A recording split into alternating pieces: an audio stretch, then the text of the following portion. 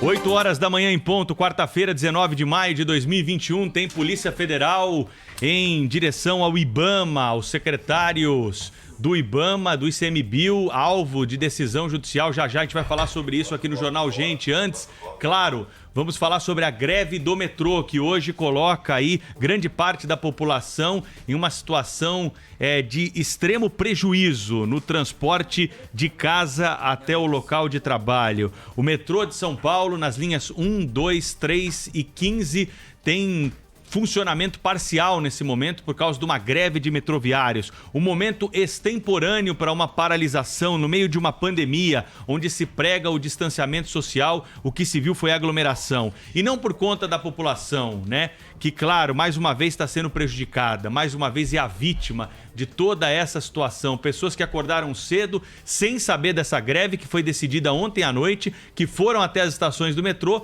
e deram com a cara na porta. Vamos saber qual é a situação de momento no transporte público de São Paulo. Repórter Ana Paula Rodrigues. Bom dia, Ana.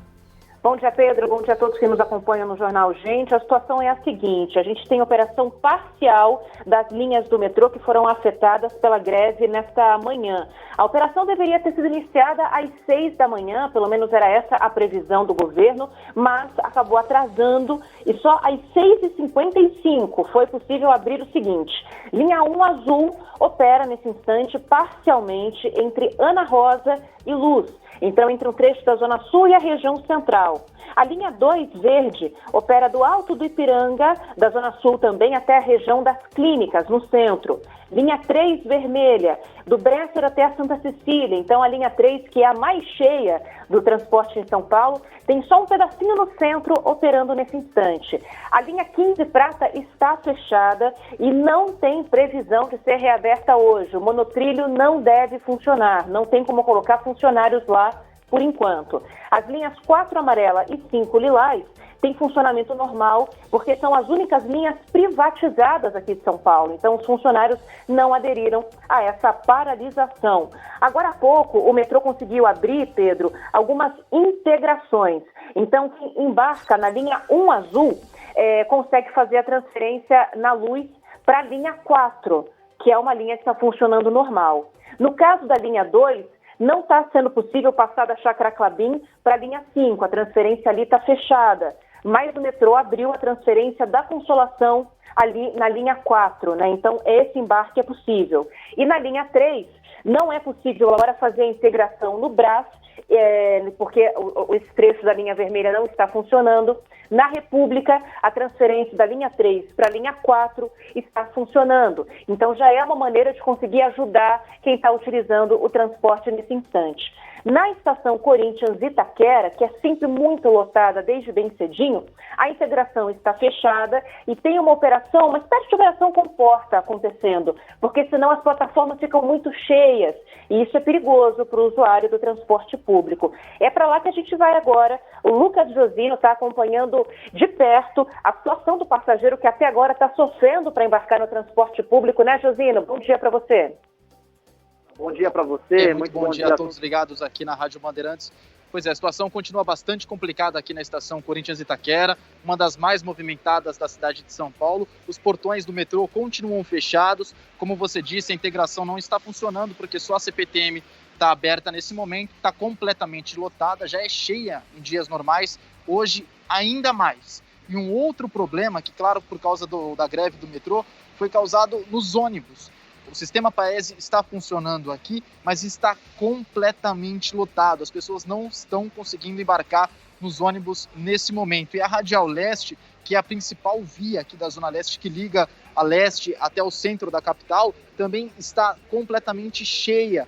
Trânsito complicadíssimo, muito congestionamento na Radial Leste. É um efeito cascada.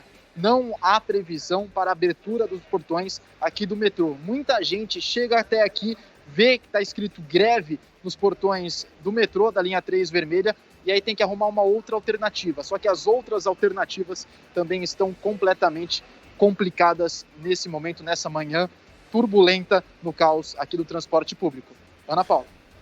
Pois é, o Lucas Josino vai continuar acompanhando a situação na linha 3 vermelha, lembrando que a vermelha está com operação só no trecho central da cidade, por isso que aí é um pouco pior agora a situação. E o Josino falou, Pedro, só para encerrar, sobre a situação do trânsito na Radial, que acabou sendo muito afetado. A CT, às 7 da manhã de hoje, alcançou pico na cidade de São Paulo, ou mediu um pico do trânsito na cidade de São Paulo de 38 quilômetros, acima do que foi registrado nesse mesmo horário na quarta-feira da semana passada, que teve um pico de 21 quilômetros de lentidão. Quem tem carro, quem consegue pegar carona, quem consegue pegar um táxi, um aplicativo, está se virando, porque vai ter que cumprir o horário no trabalho independente da greve, né, Pedro? É verdade, Ana. A gente precisa levar em conta, né, que o motivo para essa greve é reajuste salarial. O metrô está oferecendo 2,5% de reajuste no momento de pandemia, no momento de perda de renda, e temos também a categoria cobrando 10% de aumento. Quem que teve 10% de aumento, né? Então é preciso levar em conta essa situação. Nós temos que estar do lado da população aqui e ver o que é o melhor para a cidade, o que é o melhor para as contas e ter um pouco de paciência, um pouco de razoabilidade nessa negociação, coisa que nós não estamos vendo até o momento por parte desses metroviários sindicalistas que colocam hoje a população aí em risco em aglomerações e, claro, deixam muitas pessoas aí sem opção no transporte público na cidade de São Paulo. Aliás, Pedro, pergunta que chega aqui por vários ouvintes pelo nosso WhatsApp que a gente tem que colocar no ar. Por que as greves no metrô só atingem os trechos públicos do metrô e as linhas que são operadas pela iniciativa privada nunca param? Para mim, é o principal motivo para você privatizar todo o metrô de São Paulo, né? O preço da tarifa é o mesmo,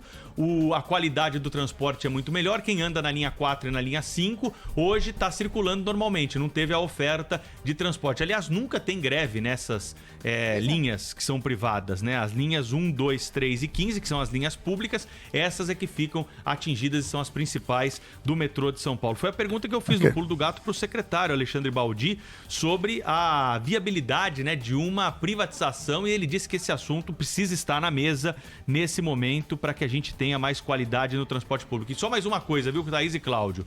O secretário assumiu o compromisso aqui de cobrar a multa do sindicato, porque tem uma decisão judicial que obriga os metroviários a operarem com parte da frota no horário de pico dessa manhã. E normalmente o que se vê é no primeiro argumento para se acabar com a greve, uma isenção desse pagamento dessa multa e o não desconto dos dias parados. O secretário assumiu o compromisso que dessa vez vai ser diferente. Precisa ter um caráter pedagógico essa punição, essa multa para esse sindicato nunca mais pensar em fazer greve sem avisar a população e deixar as pessoas com cara de tacho na porta de estação em plena pandemia. Bom dia, Cláudio Humberto. Muito bom dia, Pedro Campos, bom dia, Thaís Freitas, bom dia, Brasil. Olha, essa greve do metrô de São Paulo, como de resto de vários outros estados aqui, o metrô aqui em Brasília está em greve, está parado há um mês, né? A greve anterior durou 2 meses. Eles são profissionais da greve, né? É gente que não entende, é o sindicalismo atrasado que temos, é o sindicalismo mais atrasado do planeta, é o brasileiro, né? A gente assiste uma situação como essa em São Paulo, em que é trabalhador sacaneando o trabalhador. Ele acha que tá punindo a quem? Parando os trens, né, o metrô. O que é que essa pelegada do movimento sindical pensa? Pensa que está punindo quem? O governo? Está punindo a empresa? O patrão? O patrão dele é o povo que ficou com cara de tacho, como diz o Pedro, nas estações à espera do transporte. É gente que precisa exercer o direito de ir e vir. É gente que precisa chegar no trabalho, na escola, que precisa chegar no hospital, voltar para casa. São essas pessoas que estão sendo punidas por esse sindicalismo inescrupuloso que ainda existe no Brasil. É gente que não hesita de sacanear os próprios trabalhadores, né? E para promover um movimento, porque, Pedro, cá para nós, uma greve como essa do metrô é um crime contra a saúde pública, porque greve no metrô provoca uma aglomeração ainda maior nos ônibus, né? Nas linhas regulares de ônibus.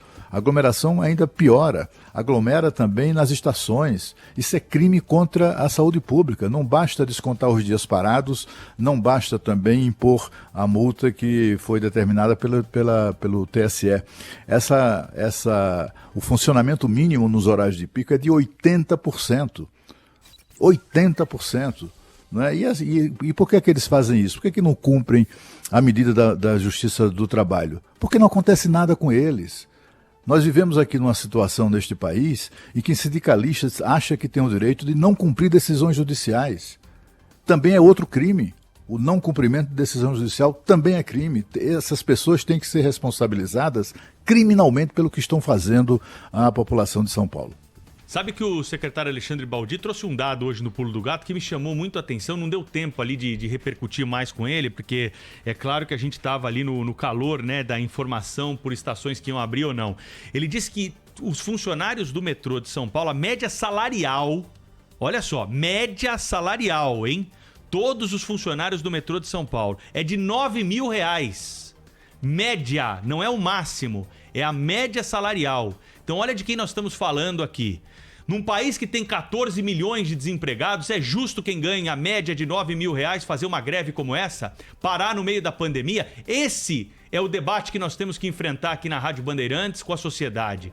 É isso que nós precisamos discutir. Quem são esses sindicalistas para parar uma cidade como São Paulo no meio de uma pandemia? Colocar em risco quem acorda 4, 3 horas da manhã e ganha muito menos do que isso, né? E se trabalhar todos os dias da vida, muito provavelmente, né, não vai chegar a 1/3 do que arrecadam esses funcionários do metrô de São Paulo. A média para o mesmo trabalhador do metrô da iniciativa privada em São Paulo é de R$4, R$5 mil. Então tem coisa errada aí. Tem muito privilégio, a coisa está distorcida. Se nós não corrigirmos isso, quem vai continuar pagando o pato é a população, que paga imposto, paga caro por um transporte de péssima qualidade e às vezes não tem o transporte e precisa se aglomerar em ônibus e nos trens da CPTM para conseguir chegar ao trabalho. E olha, no meio de tudo isso que acontece, a gente às vezes deixa passar boas notícias, viu, Pedro? Viu, Cláudio? E é incrível a capacidade. E isso é mérito nosso, mérito do brasileiro, da gente que não desiste, da gente que vai atrás, da gente que entende que momentos ruins passam. E o que importa é a vida da nossa família, das pessoas que estão no nosso entorno. Por que eu estou falando isso? Porque, apesar de todas as intempéries, boas notícias começam a surgir no setor econômico e surpreendem, inclusive, aqueles que ganham a vida fazendo previsões. Não deve ser fácil fazer previsão no Brasil, né? Você trabalha com tantas vertentes e às vezes tem aqueles também que gostam de puxar a coisa para o lado negativo, até por motivos políticos. Eu queria destacar aqui o seguinte: vários bancos, corretoras, empresas que trabalham no mercado financeiro estão revisando para cima a expectativa do PIB em 2021. Bancos como Credit Suisse, Bank of America, Goldman Sachs, a MB Associados, consultoria, outras consultorias também, dizendo que aquela expectativa de crescimento do PIB, que começou o ano ali perto dos 3, hoje já se aproxima dos 4, em alguns casos, dependendo aqui da perspectiva, acima dos 4% de crescimento do PIB para este ano. É uma notícia importante, é uma notícia que indica que alguns setores da economia estão tendo resultados excelentes e a gente tem que olhar para o que está acontecendo nesses setores para saber o que eles estão fazendo. É claro que existem aqueles que têm a sorte de estar no momento certo, no lugar certo. Agronegócio, indústria farmacêutica, indústria química, mas não só isso. Isso está acontecendo nesse momento com a perspectiva de melhor resultado da economia brasileira nesse ano. A gente tem que destacar isso também para indicar para o nosso ouvinte que a vida continua, a luta continua e nada está perdido. O Ministério da Economia revisou a expectativa de recuperação do PIB de 3,2% para 3,5%. BTG Pactual é um dos que apostam no crescimento do PIB acima dos 4%. Neste ano, alterou a expectativa de crescimento de 3,5% para 4,3%. Ainda precisa haver uma melhora maior no setor de serviços, que é o grande empregador da economia, especialmente em pequenas, microempresas ou microempreendedores individuais.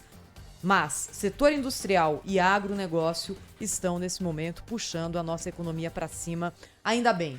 A Juliana está sinalizando para a gente que tem chamado ao vivo da reportagem, né, Gi? O Rafael Procópio, direto de Brasília, falando sobre uma importante operação da Polícia Federal neste momento. Bom dia, Rafael. Exatamente, muito bom dia a todos do estúdio, a todos que nos acompanham. A Polícia Federal desencadeou uma operação agora pela manhã destinada a apurar crimes contra a administração pública, corrupção, advocacia administrativa, prevaricação e especialmente facilitação de contrabando, que foram praticados por agentes públicos e empresários do ramo madeireiro.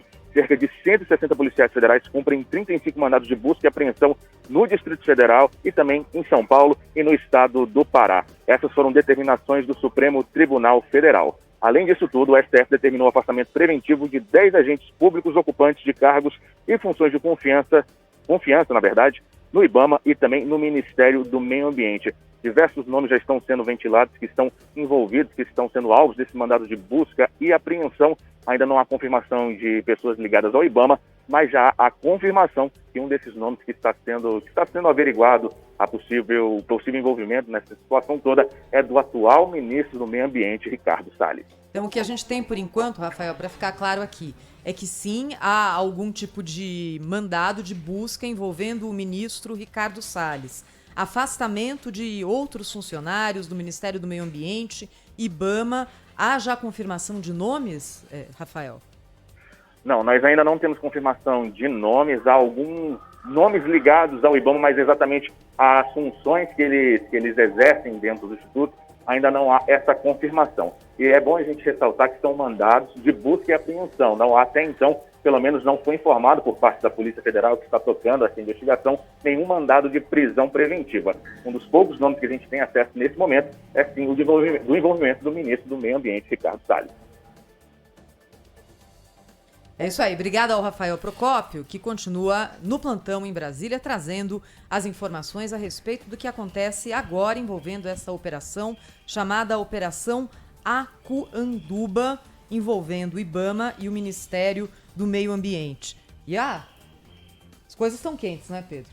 Daniel Batista está me avisando aqui que o presidente do IBAMA, sim, afastado do cargo, confirmação que a gente tem agora pela checagem aqui do Grupo Bandeirantes. É uma decisão do ministro Alexandre de Moraes, do Supremo Tribunal Federal, que autoriza a quebra de sigilo bancário e fiscal do ministro Ricardo Salles, do Meio Ambiente. Ele é alvo de busca e apreensão pela Polícia Federal. E a operação, como disse o Rafael, mira irregularidades na exportação de madeira, né? O presidente do IBAMA, que é o Eduardo Bin, foi afastado do cargo, como lembrou aí a Thaís. E o objetivo da operação é apurar crimes aí de corrupção, prevaricação, facilitação de contrabando, né, que teriam sido praticados por agentes públicos e empresários do ramo madeireiro. São informações iniciais, como acontece sempre de manhã, quando uma operação está na rua assim da Polícia Federal. Claro que ao longo do dia a gente vai ter mais detalhes até mesmo para opinar sobre o assunto e trazer mais elementos da extensão desta decisão do Supremo Tribunal Federal, decisão que vem do Supremo justamente porque tem um ministro de Estado aí envolvido na investigação, que é o ministro Ricardo Salles, que tem foro privilegiado, por isso a decisão veio do Supremo Tribunal Federal. Ao longo do Jornal Gente aqui, vamos atualizar esse caso e saber a exata dimensão desta operação da Polícia Federal de hoje. É significativo que os mandados tenham sido ordenados pelo ministro Alexandre de Moraes, do Supremo Tribunal Federal. Logo aparecerão aí declarações de pessoas desqualificando isso, né? Porque afinal de contas é conhecida a posição política do ministro contra o governo e não faltará quem atribua essa operação a esse compromisso, a esse comprometimento político. Mas o fato é que é uma denúncia vinda do exterior, inclusive, né? É uma investigação que está em curso pelas primeiras notícias que nós temos. É uma investigação que começou em janeiro deste ano, a partir de informações chegadas do exterior de suspeita de madeiras ilegais exportadas para outros países. Foi a partir daí. Eu não sei se o ministro terá envolvimento nessa questão aí, porque é conhecida, né? É antiga a queixa de madeireiros de outros países com relação à chegada lá de madeira extraída ilegalmente aqui do nosso país. Isso é um problema histórico que o Brasil enfrenta. Há 15 dias atrás, uma juíza federal do Amazonas, juíza federal Maria Elisa Andrade, da 7ª Vara Federal Ambiental e Agrária do Amazonas, mandou a Polícia Federal devolver aos madeireiros da associação, é uma entidade chamada Associação Comunitária da Gleba Curumucuri, lá do Amazonas, mandou devolver, a Polícia Federal devolver as balsas e o que chamam de produtos florestais, né, madeira extraída, para essa entidade, considerando que aquela operação que resultou na denúncia do ex-superintendente da Polícia Federal do Amazonas contra o Ricardo Salles e outras autoridades, que a apreensão decorrente daquela que originou aquela denúncia era uma apreensão ilegal. Os itens apreendidos pela Polícia Federal na ocasião, madeira, como eu disse, né, madeira, embarcações e também de pás carregadoras, são oriundos, segundo a associação que obteve a devolução de tudo isso que foi apreendido, isso era oriundo do Plano de Manejo Florestal Sustentável, que era autorizado, inclusive, pelo IBAMA. Eu não sei se essa questão se essas questões estão ligadas, mas tem aí essa decisão de 15 dias atrás. Vamos aguardar para ver, né? Mas, de qualquer maneira, é muito grave que agentes públicos no Brasil, incluindo o presidente do IBAMA, imagine, né? Eu acho que o presidente do ICMBio também tem um nome citado, enfim, as informações ainda são insuficientes, mas de qualquer maneira é muito grave que agentes públicos estejam envolvidos com aquela situação, ou pelo menos sejam alvo de suspeição, né? Em relação a isso. É um problema de muito tempo no Brasil e é um problema que ainda existe, certamente porque envolve corrupção de agentes públicos, né? É a primeira vez que a gente vê isso. Vamos aguardar para ver ou para saber, tomar conhecimento de maiores detalhes dessa operação. É isso aí, Cláudio. Também já se avizinha, da mesma forma como é grave esse fato que começa a ser divulgado agora, com as primeiras informações que o nosso ouvinte está sabendo em tempo real conosco aqui na Rádio Bandeirantes, também, mais uma vez, se a gente olha para o lado político, uma decisão do STF vai gerar tumulto na relação entre Supremo e Poder Executivo, já que funcionários graduados da pasta ligada ao meio ambiente, ao IBAMA e a outros órgãos estão, sim, sendo afastados do cargo pela decisão de um ministro do Supremo Tribunal Federal. Se a gente olha um pouquinho para trás, só faz uma retrospectiva das últimas declarações de ambos os lados, as declarações recentes também do presidente Jair Bolsonaro sobre Supremo, é só dar uma olhada nisso para a gente imaginar qual vai ser hoje a temperatura política também em Brasília, né, Cláudio? Exatamente, foi isso que eu disse, ainda mais porque a ordem desses mandados, né, foi expedida pelo ministro Alexandre de Moraes. E o ministro Alexandre de Moraes é considerado aqui em Brasília uma espécie de líder da oposição no Supremo Tribunal Federal. E não faltarão acusações, né, sobre essa motivação do ministro Alexandre de Moraes para determinar tudo isso, da busca e apreensão ao afastamento. Mas é preciso verificar o processo, o inquérito, a investigação, né? Claro. Eu tenho certeza que o ministro não ousaria tomar uma decisão como essa, tão grave, sem que isso estivesse lastreado em fatos concretos nos autos do inquérito lá que iniciou em janeiro. Estamos falando aí de, portanto, quase, 5 meses de investigação, né? Uma investigação que vinha sendo feita pela Polícia Federal. Não tem afastamento do Ricardo Salles do cargo, viu, Cláudio? Na decisão do Supremo Tribunal Federal, acabei de receber aqui a informação, a lista de afastamentos aqui. Vamos lá, presidente do IBAMA, Eduardo Fortunato Bin, assessor especial do gabinete do ministro, Leopoldo Penteado. Também o Wagner Tadeu Matiota, que é superintendente de apurações de infrações ambientais. Olímpio Ferreira Magalhães, diretor de proteção ambiental. João Pessoa Moreira Júnior, diretor de uso sustentável da biodiversidade e florestas. Rafael Freire de Macedo, coordenador geral de monitoramento do uso da biodiversidade e comércio exterior. Também André Heleno Azevedo Silveira, coordenador de inteligência e fiscalização. Arthur Bastos, analista ambiental. E Olivaldi Alves Azevedo Borges, secretário adjunto da Secretaria de Biodiversidade do Ministério do Meio Ambiente. Essa, então, é a lista dos afastados por decisão do Supremo Tribunal Federal. O ministro Ricardo Salles tem quebra de sigilo, mas não está afastado do cargo por decisão do Supremo Tribunal Federal. Agora 8h25. Você está conosco no Jornal Gente da Rádio Bandeirantes, também no youtube.com/Rádio Bandeirantes Oficial. Rede Bandeirantes de Rádio.